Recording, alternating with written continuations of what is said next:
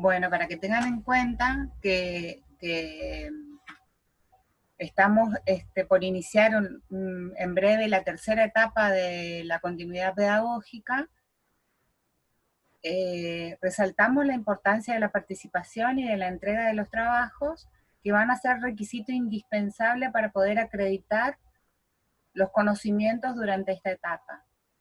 Aquellos que no presenten los trabajos prácticos ni participen de las autoevaluaciones, no van a poder acreditar todo el conocimiento que estuvimos incorporando durante este trayecto. Así que es fundamental que se pongan al día como teníamos acordado, como lo veníamos recalcando en las clases pasadas. Hasta hoy, creo, Tania y Natalia, si me corrigen, era el tiempo de presentar los trabajos prácticos atrasados, ¿no? Exactamente, eso te recordó Tania recién, hasta el día de hoy.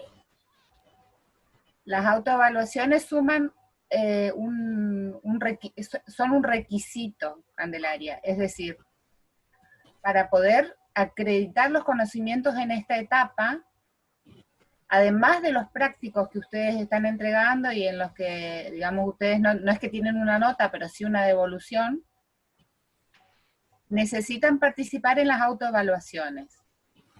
El hecho de participar en la autoevaluación les sirve más a ustedes que a nosotras, pero a nosotros nos da una idea de participación y de seguimiento.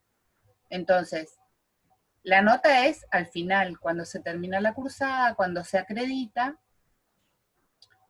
Si Dios quiere van a tener posibilidad de, si Dios quiere, mejor dicho, si la facultad y la normativa nos permite, van a tener la posibilidad de promocionar la asignatura al final del cursado, pero para poder promocionar ustedes tienen que cumplir con determinados requisitos.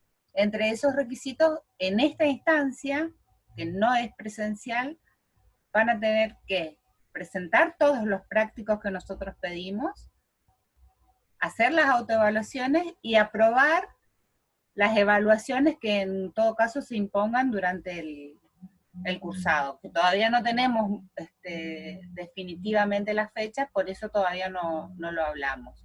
Pero sí sirve toda esta etapa para poder ir acreditando los conocimientos de los temas que vamos dando. Entonces es fundamental que participen. ¿Estamos? Muy bien. Bien. ¿Compartimos pantalla, Gaby? Compartimos pantalla y aprovechamos para comentarles cómo vamos a seguir en este día. Vamos a tratar de terminar con la unidad 1, lo que nos falta de la unidad ahora les cuento lo que es promocional. Sí, eso te iba a decir. Lo que nos falta de la unidad 1, que son unos pocos temas, pero bueno, son bastante abstractos, entonces por ahí son más complejos, digamos, requieren de cierta atención especial de ustedes. Y podemos repasar algún tema que haya quedado durante la etapa, durante las clases anteriores, que quizás solamente tuvieron que leer y no tuvieron la clase virtual. Entonces si necesitan que repasemos, podemos hacerlo, por ejemplo, economía circular y economía lineal. Si quieren, podemos repasar eso en función al tiempo que tengamos. ¿Qué significa promocionar? En la facultad, ustedes tienen la posibilidad de regularizar una asignatura o promocionar.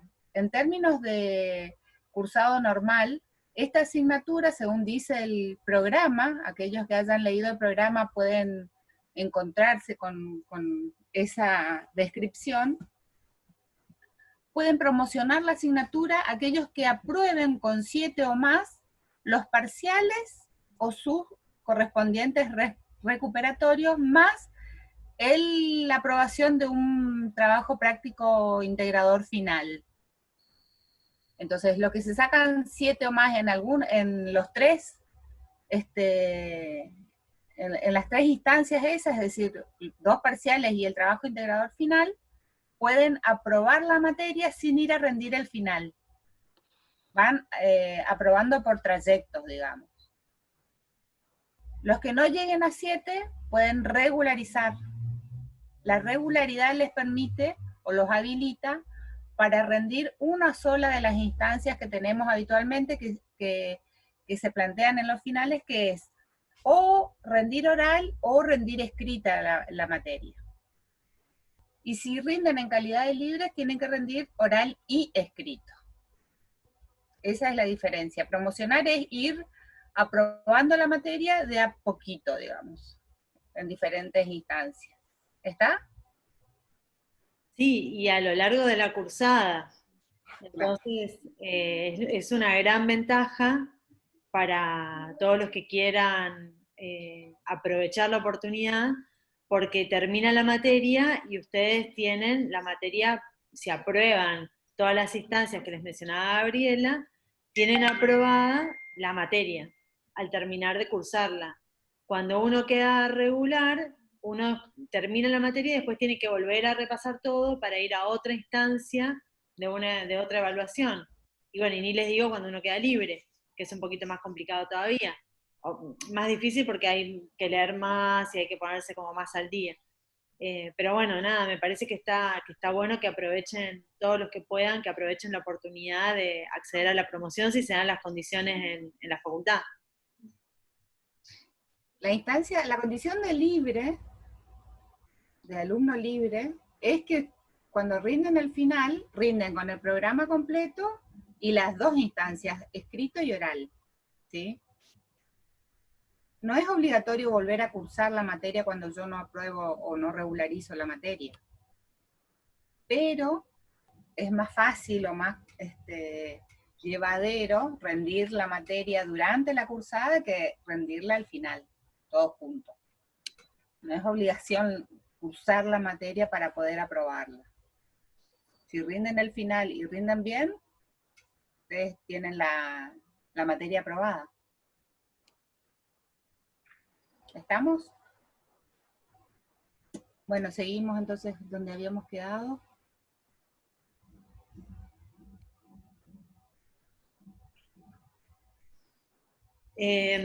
Para recordar un poco, ahí estoy compartiendo. Sí, se ve. Nosotros, perfecto. Lo último que habíamos visto,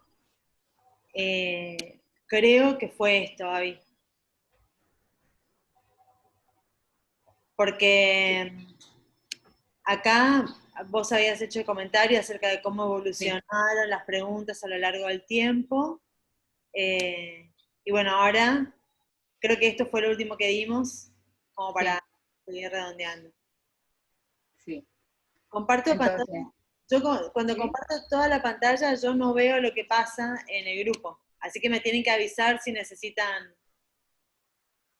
dale. No, le comento nomás a Candelaria que todos los temas que nosotros vamos dando entran en el parcial. No hay que avisarles nada. Todo lo que vimos mediante el aula virtual con trabajos prácticos o mediante esta instancia de reunión en Zoom o Google Meet, van a ser evaluadas en los parciales. Que en general es lo que vamos siguiendo del programa. Digamos, las guías de las clases tienen todos los temas que vamos dando y es eso lo que vamos a tomar cuando tengamos los parciales, ¿sí? Pero bueno, repasando lo que veníamos viendo con relación a los sistemas económicos, ¿sí? Dijimos que cuando se trataba de las preguntas básicas que buscaban responderse a lo largo de la historia de la humanidad, el qué, el cómo y el para quién, nosotros tenemos, ahora estamos, Agustina, estamos repasando eso. Nosotros lo que tenemos es sistemas económicos que nos permiten dar una respuesta a esas preguntas básicas que se plantean desde los tiempos que el hombre es hombre, digamos, ¿sí? Entonces, lo que nosotros vamos a ver es que en la economía planificada, que nosotros podemos resumir como socialista, en términos de la socialización de los medios de producción, ¿sí? la propiedad de los medios de producción o es del Estado o es propiedad de todos, a través del Estado, digamos, ¿no? Entonces, el que tiene la propiedad de los medios de producción es quien va a decidir qué hacer con esos medios de producción, ¿sí? Entonces, la economía planificada a través del Estado, como el dueño de los medios de producción, o como el que decide qué hacer con esos medios de producción, va a dar una respuesta al qué, al cómo y el para quién. En cambio, en la economía de mercado, los medios de producción ¿de quién son? O sea, ¿quién tiene la propiedad de los medios de producción? El empresario o la propiedad privada, ¿sí? En ese sentido, el que va a decidir qué hacer con esos medios de producción, en general es el dueño de los medios de producción, es decir, el empresario, ¿sí? Entonces, si hablamos de una economía planificada, el qué, el cómo producir va a estar definido por la planificación centralizada. Y en el caso de la economía capitalista, el mercado va a decir o va a decidir cómo asignar esos recursos, es decir, qué producir, y las empresas como dueñas de los factores de producción van a decir cómo producir, ¿sí? ¿Cómo se distribuye en esa sociedad? Básicamente a partir de lo que decide el Estado en una economía planificada y lo que decide el mercado en una economía capitalista. Entonces, lo que tenemos que ver fundamentalmente para poder responder esas cuestiones es la propiedad de los medios de producción, ¿sí? Si nosotros miramos quién es el dueño de los medios de producción, podemos saber o predecir cómo va a ser la respuesta a esos tres grandes interrogantes. Sí, solo para recordar, los medios de producción, acuérdense, cuando hablamos de medios de producción hablamos de todo lo que facilita la producción de bienes y servicios, o sea que estamos hablando de lo que llamamos bienes de capital hasta ahora, que son las máquinas, son las herramientas, es la infraestructura y todo lo que colabora con el proceso de producción. Así que tengan en cuenta eso, que lo usamos en el mismo sentido.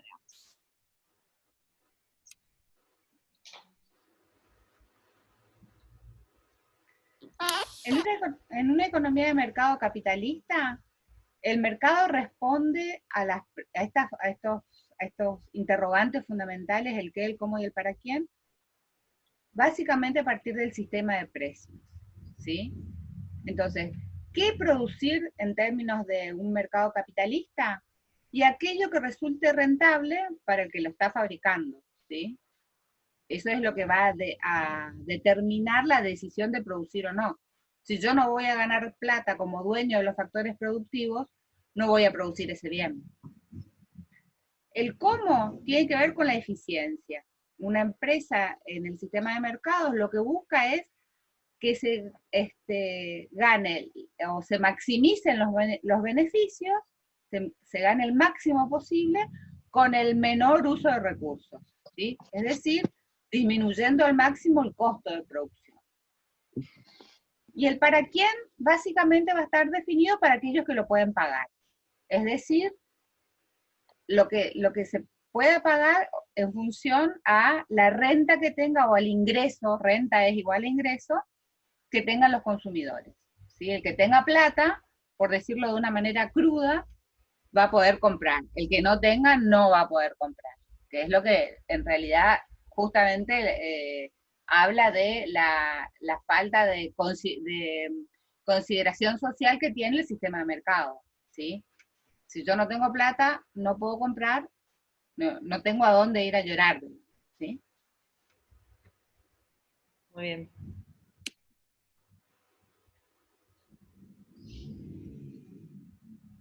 Esto me parece que lo pasamos, ¿eh? Bueno.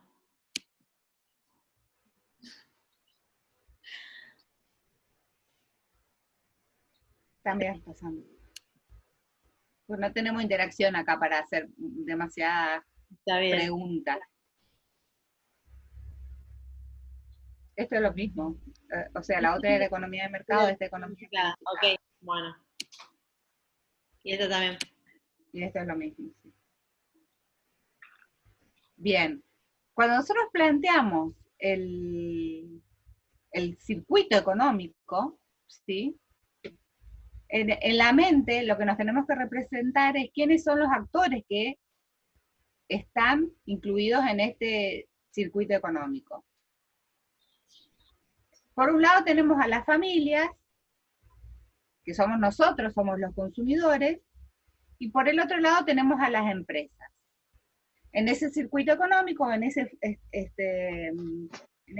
ámbito en el que se encuentran, por un lado familia y por el otro lado empresas, cada uno cumple un doble rol. ¿Por qué? Porque las familias son quienes van a consumir los bienes que producen las empresas, pero a la vez son las que van a ofrecer sus servicios de trabajo también a las empresas, ¿sí? Y las empresas también tienen el doble rol de producir bienes y servicios que consumen las familias y demandar factores de la producción para llevar adelante el proceso productivo. En ese intercambio lo que se logra es que unos entregan y reciben otros bienes y servicios y otros también reciben dinero y entregan también bienes, ¿sí?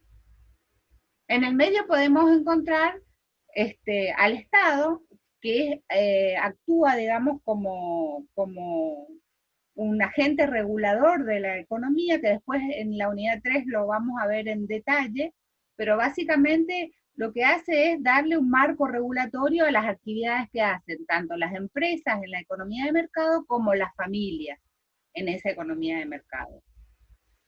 El vínculo en general lo que podemos encontrar es a partir de los impuestos, ¿sí? Los impuestos es como que nos marcan la presencia del Estado en esta economía. Y también los subsidios. Que Sí. tanto, sobre todo que tenemos ahora varios casos de aportes que van del Estado hacia las familias y también muchas veces también van hacia las empresas.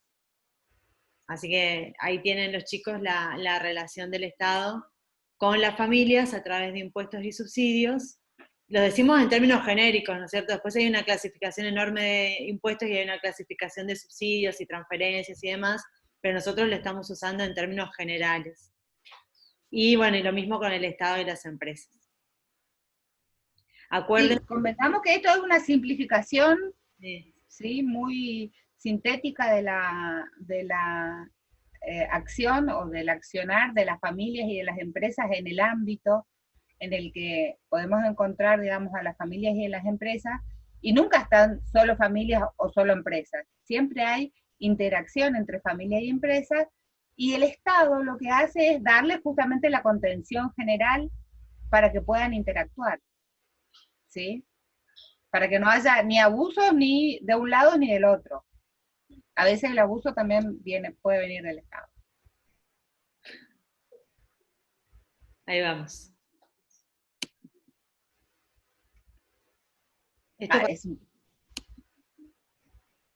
Llegó el momento. Bien, acá se despiertan, se toman un buen mate, fuerte y doble, porque vamos a empezar con este tema que es bastante abstracto y difícil de verlo, ¿sí? Vamos a poner nuestra mejor forma para que nos entiendan. Bien, la frontera de posibilidades de producción. Si yo tengo una frontera, ¿alguien me puede poner en el chat qué le representa decir que hay una frontera o que hay un límite?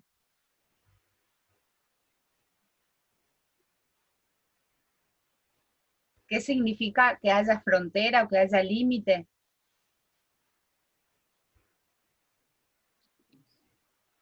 Parece que no hay nadie escuchando.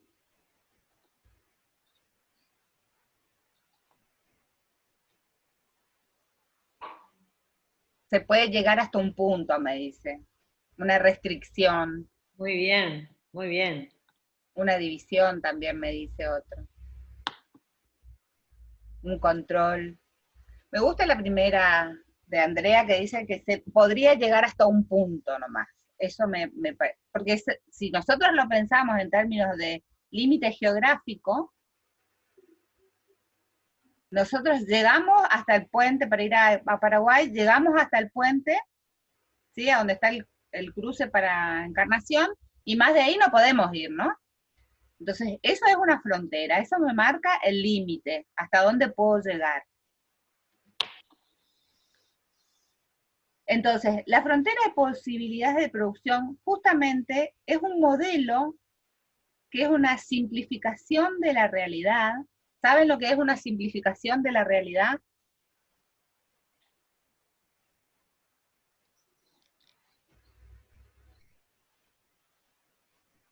¿No?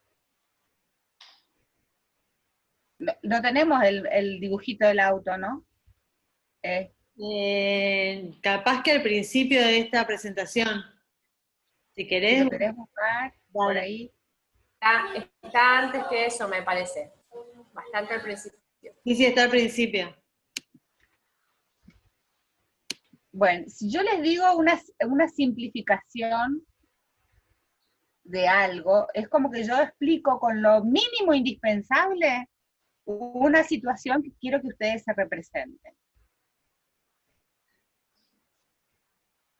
Eso es una simplificación, porque yo no entro en detalles. Digo, es una mujer. Y ustedes cuando yo les digo una mujer, puede ser gorda, puede ser flaca, puede ser alta, puede ser rubia, puede ser morocha, todas esas cosas puede ser, ¿no es cierto? Bien. Ahí está. Sí, ahí está. Si yo les muestro esa imagen, ¿ustedes qué me dicen que es eso? ¿O qué parece que sea eso? Un auto. Bien. ¿Qué tiene de auto eso? ¿Por qué ustedes imaginan que eso es un auto? Tiene 4 ruedas, tiene luces, ¿no? Y parece un auto. Por lo que nosotros conocemos de auto, parece un auto. Ahora, ¿es un auto realmente eso?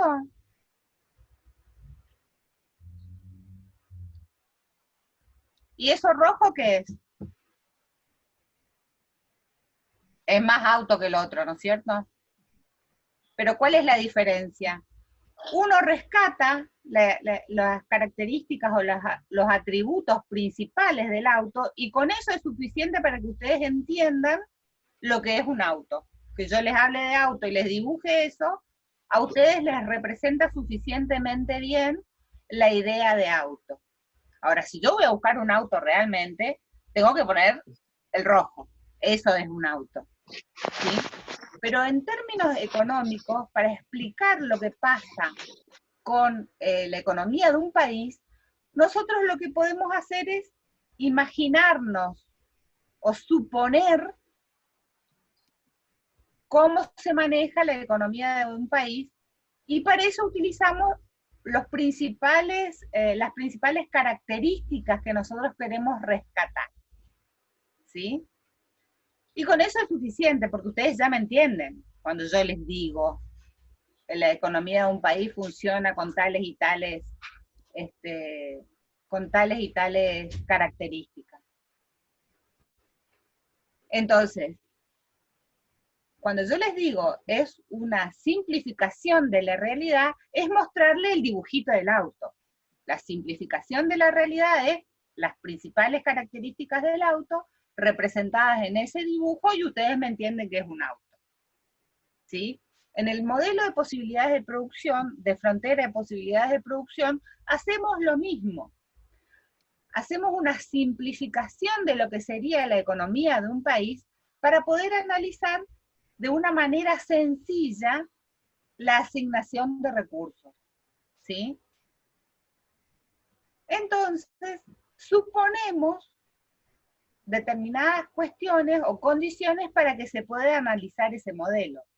Pero sabemos que en la realidad no existe una economía que tenga las características que nosotros ahora enseguida vamos a describir. ¿Por qué? Porque es una simplificación de la realidad para explicar una situación concreta, ¿sí? En la economía, en general, se habla de modelos, se habla de supuestos, o se habla de simplificaciones, porque el objeto de estudio es dinámico. Es difícil encontrar una situación estática por mucho tiempo. Entonces es imposible hacer deducciones y explicaciones de la realidad porque va cambiando mucho la realidad. Y cada vez, cada persona que es, digamos, independiente y es con sus características personales, puede tener reacciones diferentes y está bien en el marco del análisis económico, ¿sí? Cada uno tiene una forma de reaccionar o de analizar o de responder a las cuestiones económicas, y eso es difícil de analizarlo para el conjunto de toda la sociedad. Entonces tomamos modelos que representan a la realidad en un momento dado, es decir, una foto de la realidad. ¿Me explico o está muy complicado? Sí, la idea, que está bueno que tengan en cuenta, es que en economía a lo que nos enfrentamos es a problemas económicos como nosotros lo planteamos en la materia, o fenómenos económicos también, se les puede llamar así, y entonces uno tiene que buscar una manera adecuada de poder explicarlos, y bueno, y la economía busca explicar esos fenómenos y también intenta predecir, es decir, ir hacia el futuro qué es lo que va a pasar con esa problemática, dada una determinada cantidad de condiciones. Entonces, lo que Gabriela les está tratando de explicar es que como esos fenómenos son muy complejos y como dice Gabriela, están permanentemente mutando, entonces es muy difícil, digamos, no tenemos los elementos matemáticos, tecnológicos para poder estudiarlo en tiempo real, digamos. Entonces, lo que se hace es simplificar, es llevar, digamos, quedarse con los elementos más importantes de ese fenómeno, de esa problemática, y explicar cómo se relacionan entre sí esos elementos. Entonces, a esos elementos nosotros le vamos a llamar variables, y bueno, y entonces la idea dentro del modelo es que va a haber una serie de variables que van a estar relacionadas. Entonces, en los modelos vamos a explicar cómo están relacionadas esas variables, cuáles influyen sobre cuáles otras, y cuáles son las consecuencias que tiene eso. Así que el modelo de frontera de posibilidades de producción es eso, es una simplificación de una economía llevado al extremo de decir, bueno, esta economía tiene una serie de recursos productivos o factores productivos y va a producir una determinada cantidad de bienes que ahora vamos a ver. Y bueno, ¿y cómo hace eso? Básicamente esa es la idea. Claro, y entender por qué realiza ese tipo de elecciones, ¿sí? Lo vamos a ver un poquito más adelante, pero básicamente nosotros decimos que en este modelo de frontera de posibilidades de producción, nos vamos a imaginar que un país produce con una determinada cantidad de factores productivos dos bienes, ¿sí? ¿Existe en realidad un país que con pocos factores productivos produzca solamente dos bienes? En la realidad no, pero nosotros nos hacemos esa imagen para que podamos ver qué es lo que pasa en el proceso de elección que realiza ese país ante determinadas circunstancias, en general la escasez, digamos, ¿sí? Entonces, la frontera de posibilidades de producción lo que nos va a indicar es la posibilidad máxima de producción que tiene ese país, dado una determinada dotación de factores productivos, ¿sí? Entonces nosotros decimos, en el país como por ejemplo Argentina, lo que tiene Argentina para producir, ¿qué es? Tiene un terreno amplio, que tiene, digamos, zonas fértiles, apto para la producción de bienes agrícolas. Tiene población, que son recursos humanos para la producción, tiene maquinaria, y todo eso suponemos que lo destina a la producción de dos bienes solamente. Bienes agrícolas o alimentos, por ejemplo, y bienes como tecnológicos o bienes de capital, ¿sí? Esa es nuestra simplificación. La frontera de posibilidades de producción lo que me va a mostrar es lo máximo que podría producir nuestro país, dado esa cantidad de recursos y la combinación alternativa de recursos que haga. ¿Sí? Perfecto. ¿Paso ahí? Sí, sí. Esto pasamos nomás porque si no... Lo que me va a mostrar alternativamente la frontera de posibilidades de producción también es el costo de oportunidad que va a tener la decisión que tome el país al momento de decidir qué producir. ¿Sí? Entonces planteamos otro concepto que hasta ahora no veníamos, que no lo habíamos visto, que es el concepto de costo de oportunidad. ¿Qué significa el costo de oportunidad? El costo de oportunidad es aquello a lo que yo debo renunciar para obtener un bien alternativo o algo alternativo.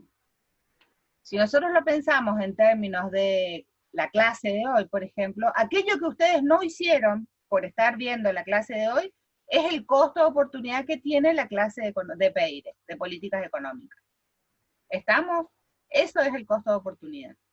Entonces, en la frontera de posibilidades de producción, el costo de oportunidad me va a mostrar lo que dejo de producir de un bien para producir más de otro bien.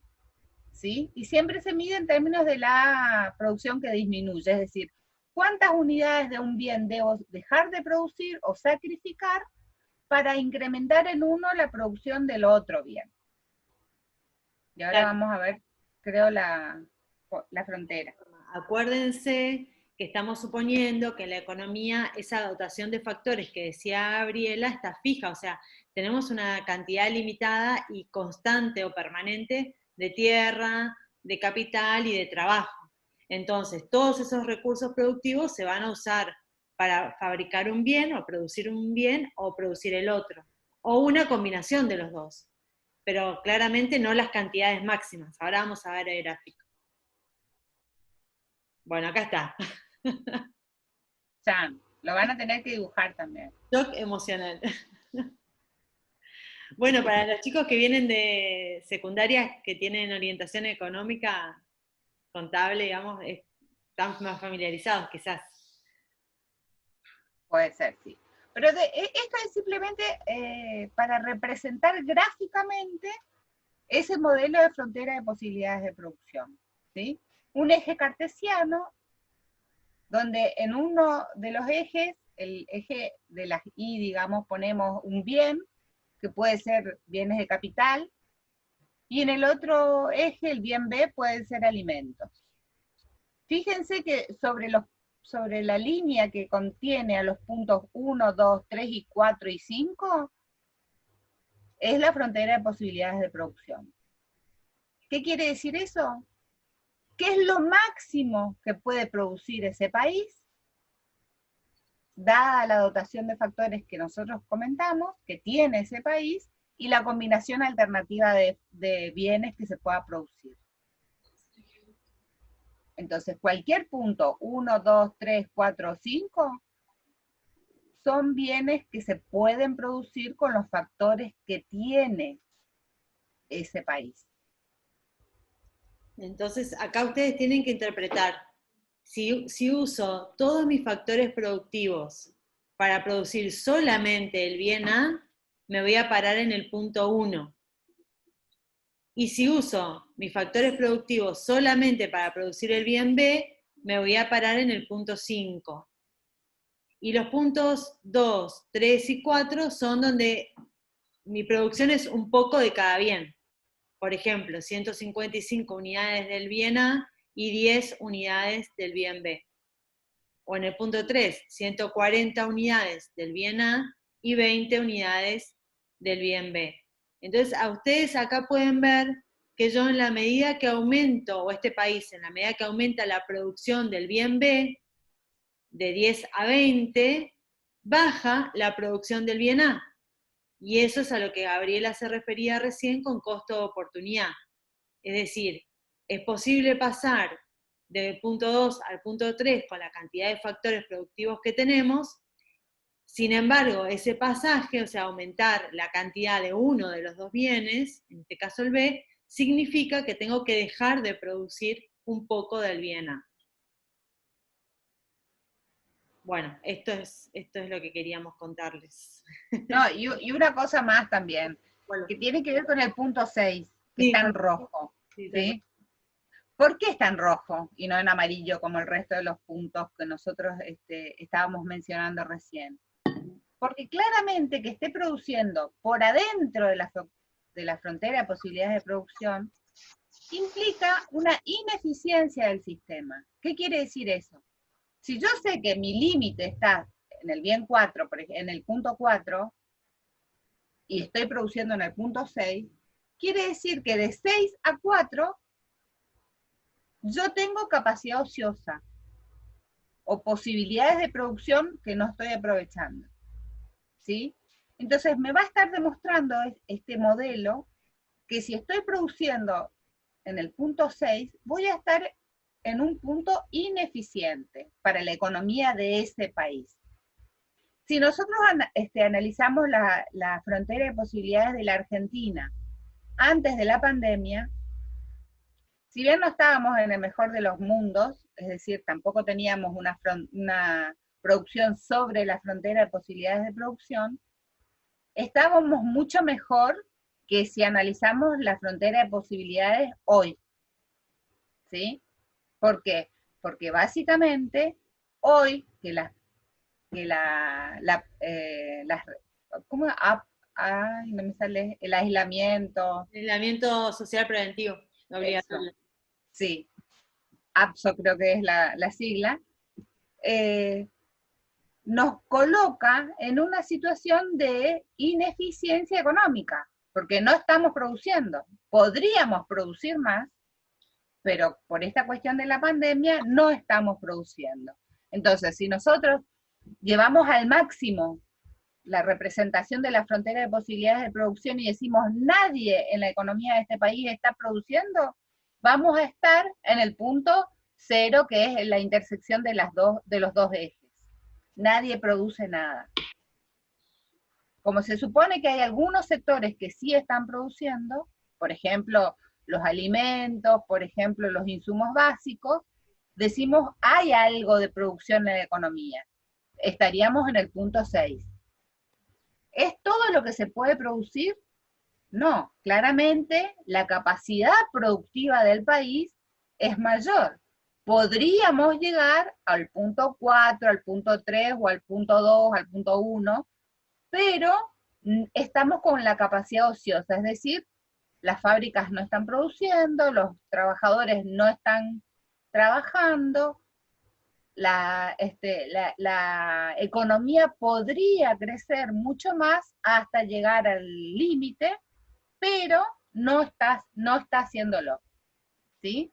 Por ahí Entonces, sí, sí sirve así como para aportar por ahí otra mirada. Si estuviéramos usando todos los factores y produciendo a full, diríamos, estamos al 100%, ¿no? Estamos usando todos los recursos para producir todo lo que se puede, entonces decimos 100%. Actualmente la Argentina está produciendo el 42%. ¿eso es dato real? Eso es a abril, la capacidad instalada a abril, el último dato disponible es el 42%. Es decir, de todo lo que hay para utilizar y por lo tanto para producir, se está usando solamente el 42%. Estamos más o menos ahí en el 6, o un poquito más hacia la izquierda acá. Sí, te diría que ese 6 no está muy Sí. errado Sí. de la realidad, Bueno. digamos. Quiere decir que nosotros, si hacemos una foto de hoy, de nuestra economía, sería algo similar a esto, suponiendo que producimos dos bienes, ¿no? ¿Qué quiere decir eso? Que estamos como muy, muy retraídos, con la actividad económica muy baja. Producir, del 100%, producir solamente al 42%, es menos de la mitad de lo que tiene como posibilidades de producción nuestro país. Es totalmente ineficiente, Andrea, totalmente ineficiente, ¿sí? ¿Qué quiere decir eso? Que estamos desperdiciando recursos, técnicamente, ¿no? Después podemos hablar de, bueno, el coronavirus y todo eso, que claramente es el motivo por el que estamos en esta situación. Pero si no tuviéramos el coronavirus, tendríamos que pensar que lo ideal sería que estemos cerca de la frontera, no quizás sobre la frontera, pero cerca de la frontera seguro. Es decir, cuando salgamos de esta situación de pandemia, vamos a tener mucho recorrido para llegar a nuestro límite de posibilidades de producción. ¿Por qué? Porque tenemos muchos recursos desocupados, tanto desde el punto de vista de la maquinaria y la tecnología y el recurso humano, ¿sí? Como las fábricas que no están trabajando, porque están restringidas en su posibilidad de operar, ¿sí? Entonces estamos con una economía totalmente ineficiente en esta situación, ¿no? Veníamos más o menos mal, así que no es que la pandemia lo que hizo fue agudizar, digamos, nuestra situación económica. Pero ahora Sí, estamos peor de lo que estábamos. lo mejor que estuvimos fue con un 60% allá por noviembre, 61 en abril del año pasado. ¿En qué tiempo, Nati? ¿Cómo? ¿En qué tiempo? ¿En los últimos 4 años, 5 años? Abril del 2019 teníamos un 61, 62% de capacidad instalada ocupada. O sea que fue ya lo mejorcito. veníamos con producción ineficiente, digamos. Siempre, sí, ya es. Sí, estoy mirando acá, sí, venimos con 60 y pico desde el 2016. Ah, mira, bien. ¿Qué quiere decir eso? Que nuestro país está desaprovechando recursos, básicamente.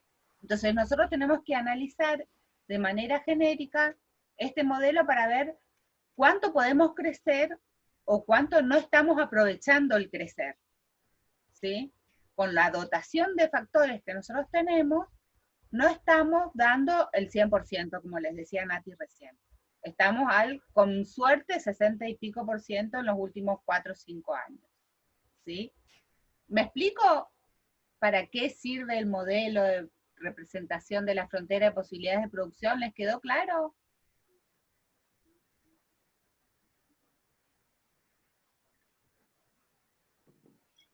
¿Sí? Buenísimo. Pasamos entonces. Son unos genios, la verdad. Prueba superada. No me tenía tanta fe, les aviso.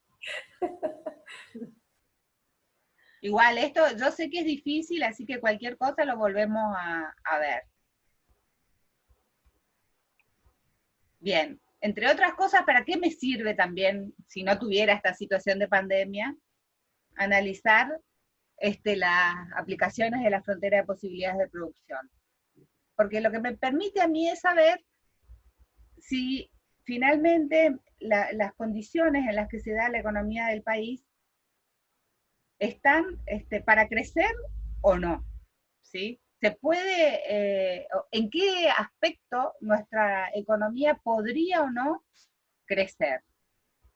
Y después van a ver cómo este modelo de frontera de posibilidades de la producción me va a permitir analizar otras cuestiones que no necesariamente están restringidas al modelo del país nomás. Después lo vamos a ir aplicando a cada cuestión que veamos, cómo traemos otra vez este modelo para explicar. El 100%, Franco, que vos me mencionás, tiene que ver con el límite. El 100% es lo que tengo de factores productivos utilizándolos a full, ¿sí?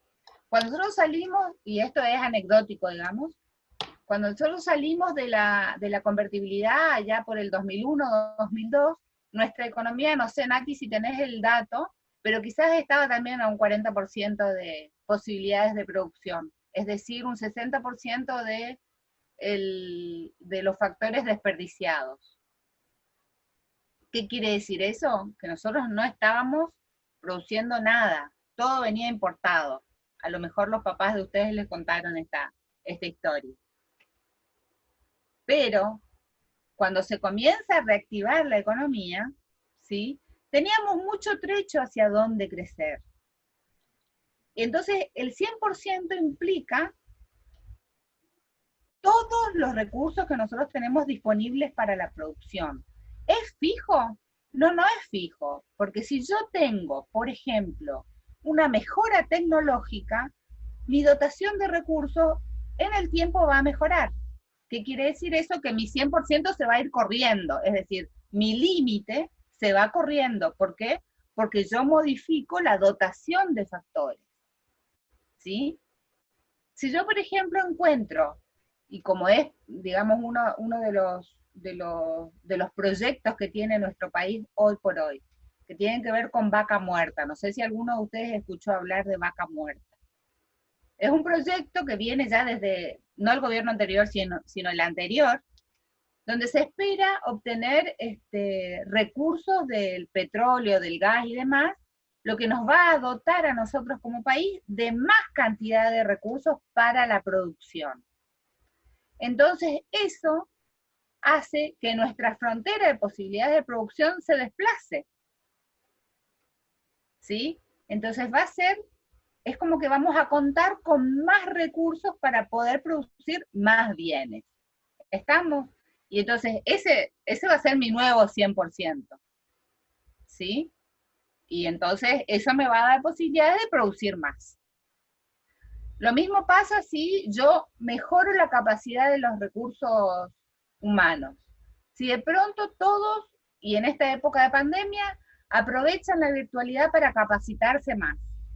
¿Qué quiere decir eso? Que mis alumnos o los alumnos de otras carreras van a tener más conocimiento profesional, entonces cuando salgan a buscar trabajo van a estar mejor dotados, ¿sí? La calificación del personal en ese sentido va a ser mejor. Entonces me va a dar más o mejor posición productiva que antes de la pandemia, ¿sí? Eso me va a permitir crecer o desplazar la frontera de posibilidades de producción hacia afuera. ¿Estamos? Bueno, entonces para resumir, cuando uno tiene una situación estática con una determinada cantidad de factores productivos y puede producir una determinada cantidad de dos bienes, entonces ahí nosotros decimos que es una situación eficiente cuando estamos utilizando todos los factores productivos para producir esos bienes, que es lo que Gabriela les decía, el 100%. Ahora, hay situaciones que suceden que van a alterar o van a modificar la posición de esa frontera. Y lo que estamos analizando acá, lo que acaban de ver ustedes, es cuando esa frontera se va a desplazar hacia afuera, o sea, se va a hacer más grande nuestras posibilidades de producción. Que básicamente va a ser cuando haya mejoras en la tecnología, o sea que con la misma dotación de capital yo puedo producir más cantidad de bienes. Cuando hay aumento de capital, o sea que incremento mi dotación de capital. Cuando hay aumento del trabajo, ya sea como les decía Gabriela recién, porque mejora la capacitación y nos hacemos más productivos, o porque hay ingresos nuevos al mercado de trabajo, o sea, todos los que van egresando de las carreras y empiezan a buscar trabajo, es aumento de trabajo también. Y la situación de nuevos recursos naturales, también con el ejemplo de vaca muerta, con la posibilidad de incorporar nuevos factores productivos del lado de los recursos naturales a la producción. Así que todas esas situaciones son las que amplían y permiten aumentar correr ese 100% que charlaban recién. A ver. Y esta es la vista gráfica, digamos, de cómo se ve, acá obviamente que está re exagerado para que sea bien claro, pero esta sería la frontera de posibilidades de producción original, y esta sería la nueva frontera de posibilidades de producción una vez que sucedió alguna de esas cosas que mencionamos recién. Entonces, fíjense que en todos los puntos, si uno compara este punto con este punto, acá se va a poder producir más, ¿verdad? Si compara un punto acá con un punto acá, acá se va a poder producir más, y así sucesivamente. No sé, Gaby, si querés agregar algo más en este gráfico. No, que esto es en realidad como una simplificación, digamos, que representa una nueva situación para el país, nada más, una nueva foto del país con más recursos para poder mejorar la producción de bienes. Perfecto. Y esto pasemos porque es más o menos lo mismo.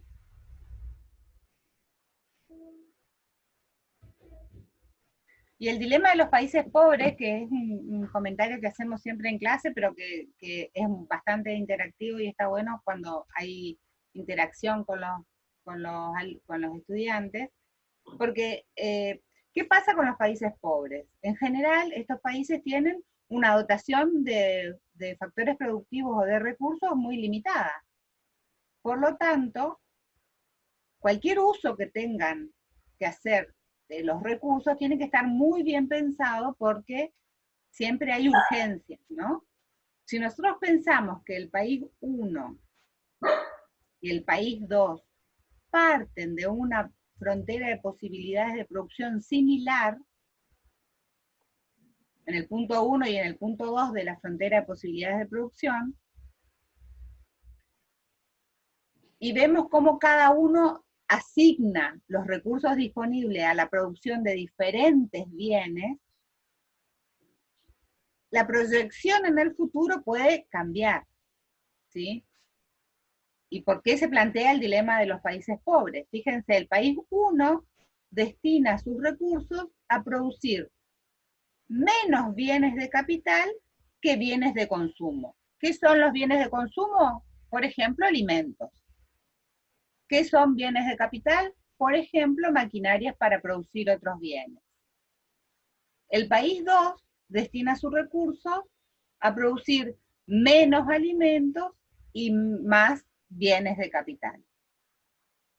En el largo plazo, ¿sí?, la consecuencia de esta asignación de recursos, es decir, que el país 2 haya decidido producir más bienes de capital que bienes de consumo, implica que la frontera de posibilidades de producción del país 2 se desplazó o creció mucho más que lo que creció la frontera de posibilidades del país 1. Los bienes de capital son bienes que me permiten producir otros bienes, ¿sí? Por ejemplo, maquinarias de una fábrica.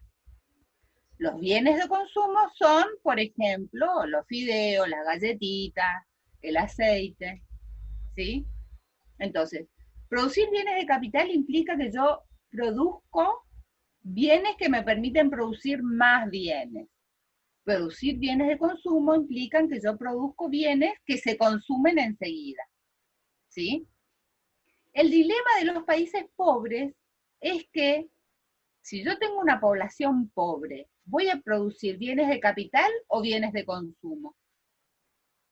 Contéstenme en el chat.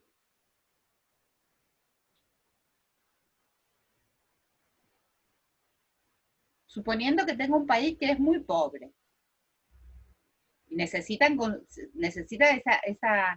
esa producción, esa población necesita alimentarse, entonces técnicamente es de esperarse que el país pobre destine sus recursos a producir bienes de consumo, porque es lo urgente lo que tiene que atender.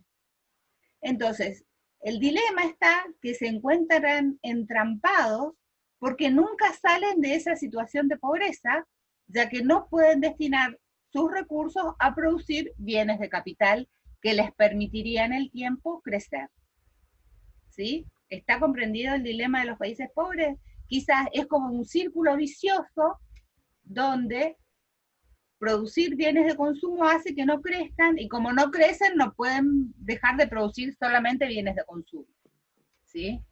Si pudieran sacrificar el hambre de hoy, por decirlo así, entre comillas, tendrían posibilidades de producir bienes de capital para poder crecer. Pero claramente es difícil de tomar esa decisión y decir, destino mis recursos a producir bienes de capital, porque la necesidad es hoy. Eso es la urgencia de hoy. Entonces el país necesita atender lo más urgente. ¿Sí? ¿Quedó comprendido esto? Este dilema plantea una exageración también de la situación. Es como que están en un círculo, exactamente. Es la materia prima de un país que nutre a un país desarrollado, que al final termina vendiéndonos a nosotros la producción manufacturada más cara, ¿sí? Entonces los países pobres siempre terminamos, incluyéndonos a nosotros, ¿no? A Argentina, como productores de materias primas, y que tiene, digamos, técnicamente un bajo nivel de precios, y compramos afuera bienes con mucha tecnología, que en general son más caros, ¿sí? Y siempre atados la producción de bienes, como por ejemplo materias primas, a, a la compra en países desarrollados de manufacturas con mucha tecnología, ¿sí? No sé, Eva, si quieres agregar algo.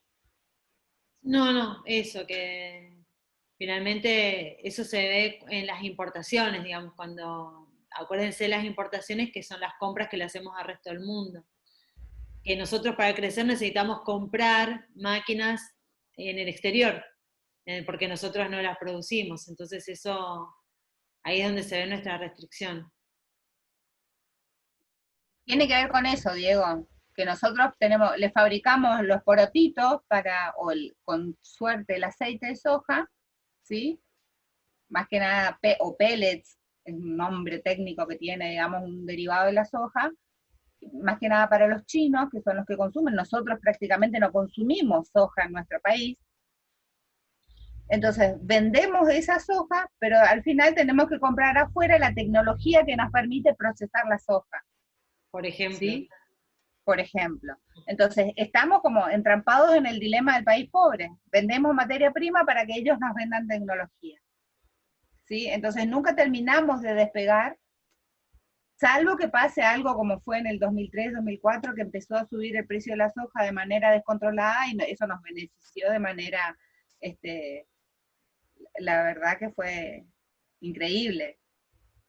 Pero no sé si vamos a tener tanta suerte esta vez. No claro, parece.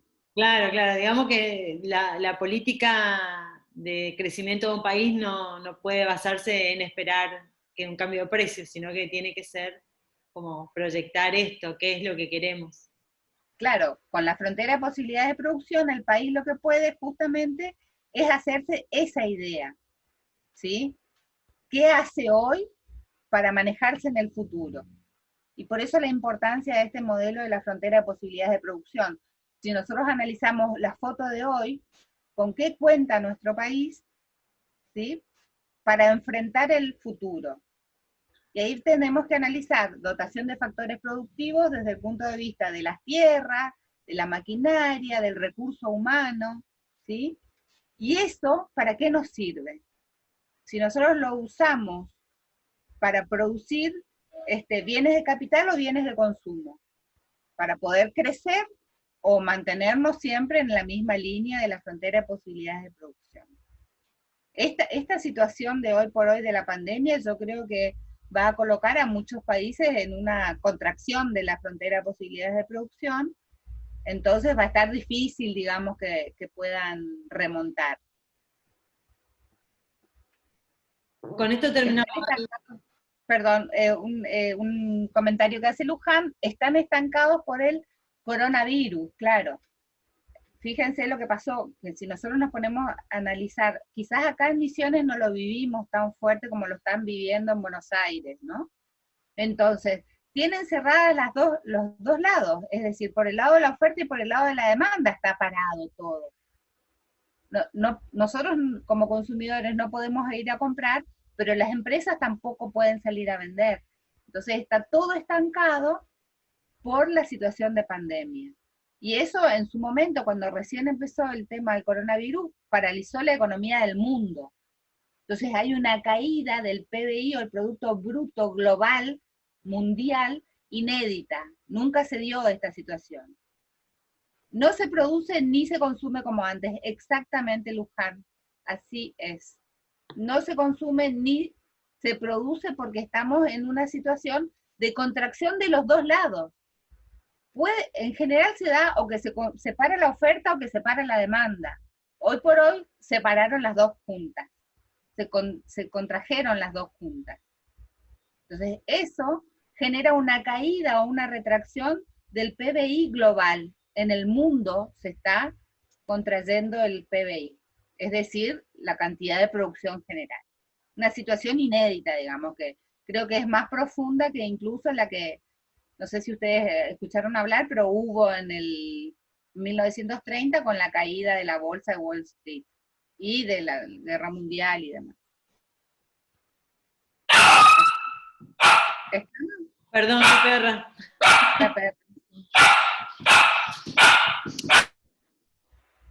Bien, entonces, ¿alguna consulta hasta acá? ¿O estuvimos muy claras hoy? Si quieren podemos repasar algo de lo que vimos.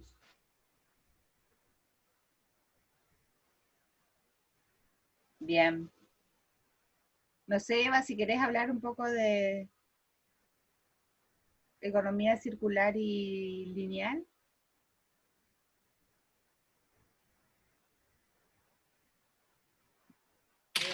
No podía reiniciar mi audio, estaba ahí. Perdón, pero por ahí mi perrita cada tanto le agarra la crisis nerviosa y se le da por ladrar intenso.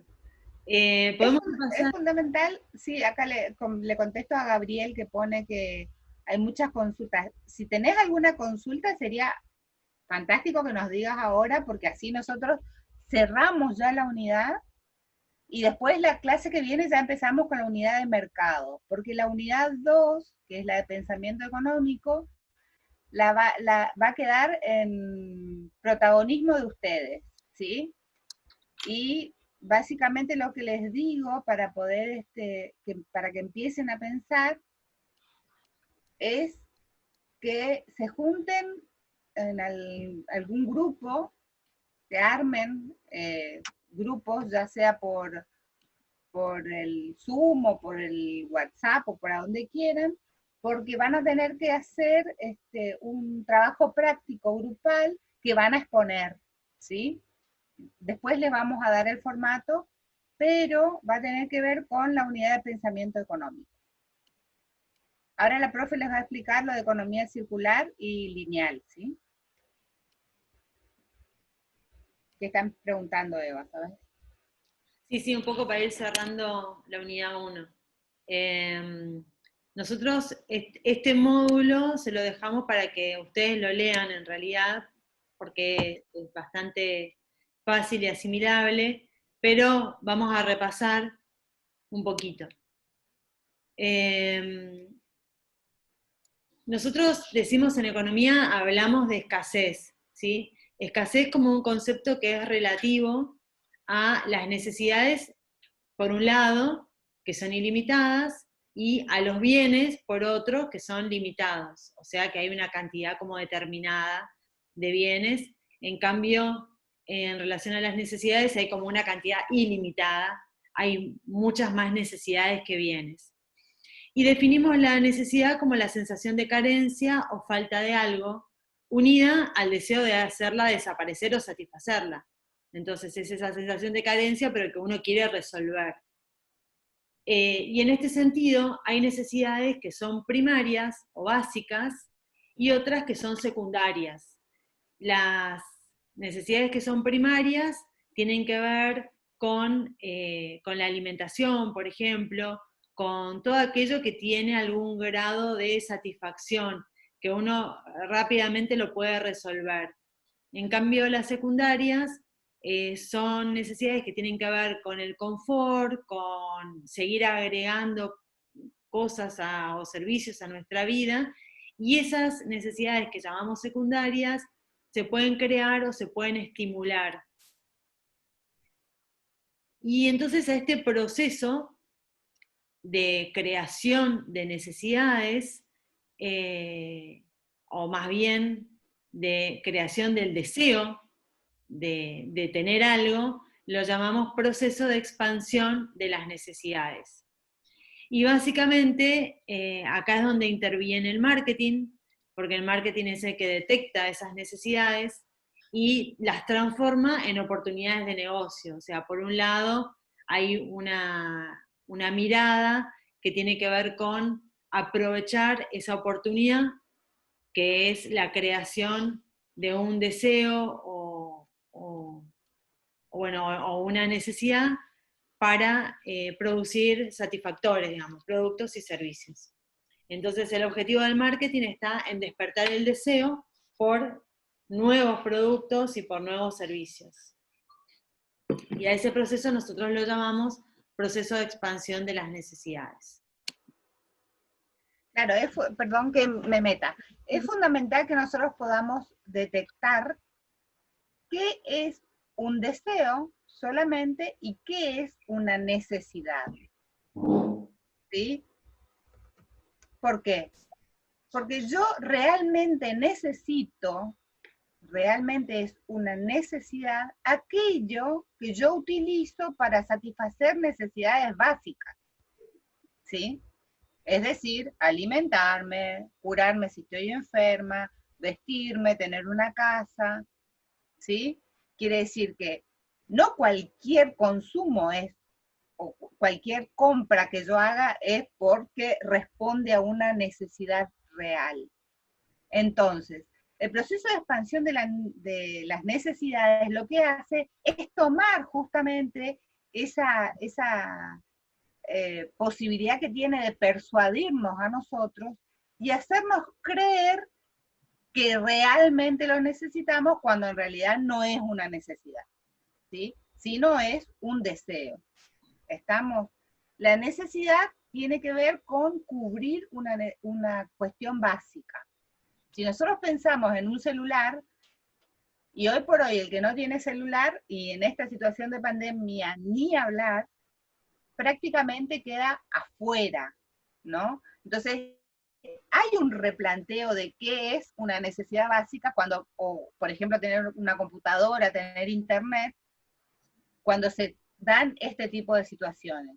Pero previo a esto, nosotros podíamos pensar que internet o que el celular no era indispensable, ¿sí?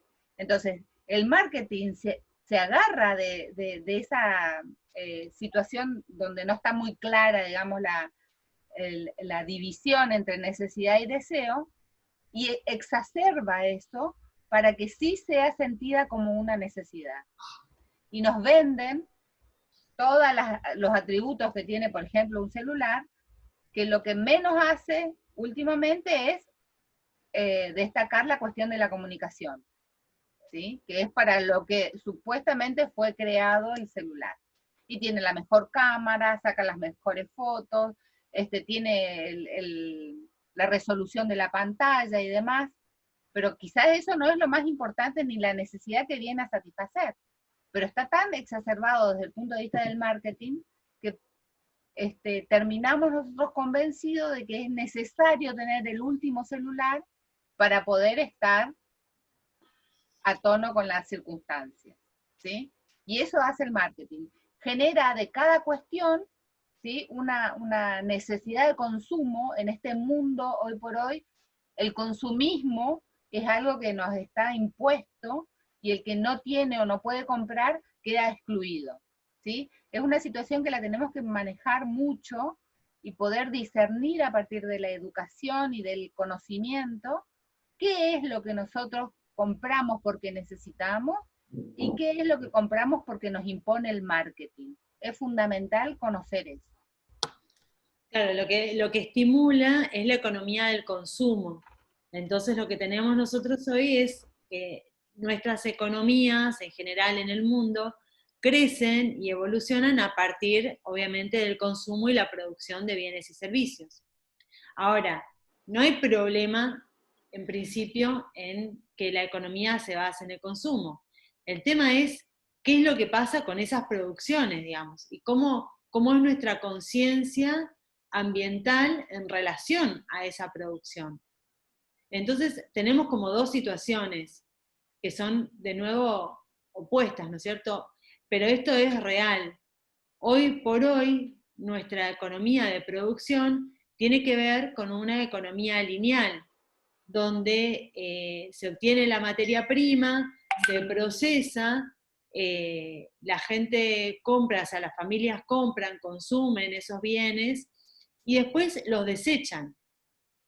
Y ese desecho se acumula. Entonces, esto es lo que sucede en la mayor parte de los casos en el mundo.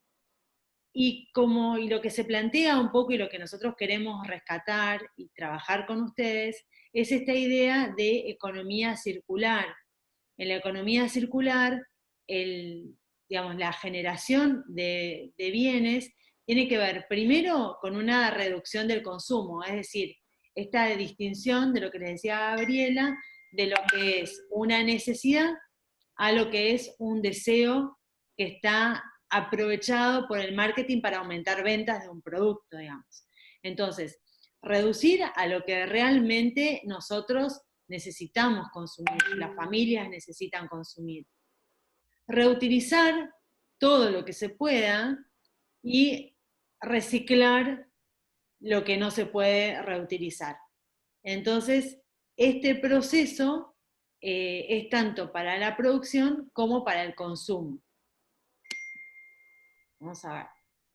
Entonces, la economía de consumo, hoy por hoy, promueve la economía lineal, que es esto que les comentaba yo hace un ratito.